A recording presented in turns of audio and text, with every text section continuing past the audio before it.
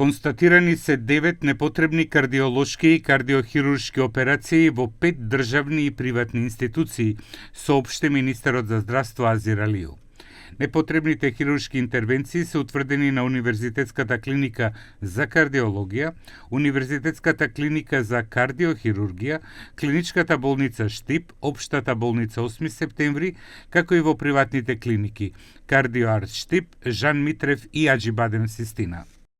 До овој заклучок се дошло по анализирање на вкупно 13 случаи од страна на странска комисија составена од доктор Уголин Ливи, кардиохирург од Италија, доктор Никола Лакиќ, кардиоваскуларен хирург од Словенија и доктор Миха Черчек, интервентен кардиолог од Словенија.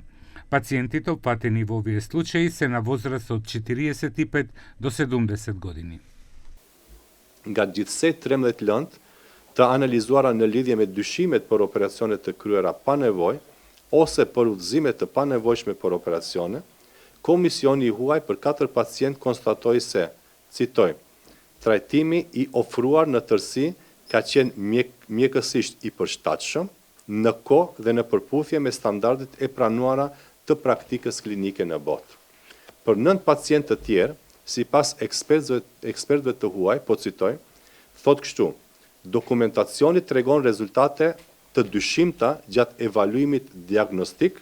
Директорот на судска медицина Александар Станков информираше дека нивна комисија ќе треба да излезе на терен за да изврши контрола во болниците за кардиохирургија и кардиологија. Понатаму извештај ќе биде доставен од комисијата до сите соодветни институции кои што ги спомна министерот, а комисијата и понатаму има своји обврски.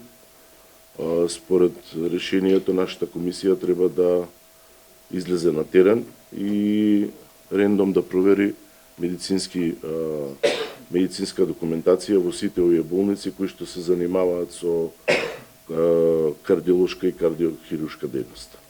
Министерот за здравство Алиу најави дека извештајот на странската комисија, заедно со извештајот на домашната комисија, ќе бидат доставени до владата, обвинителството и лекарската комора.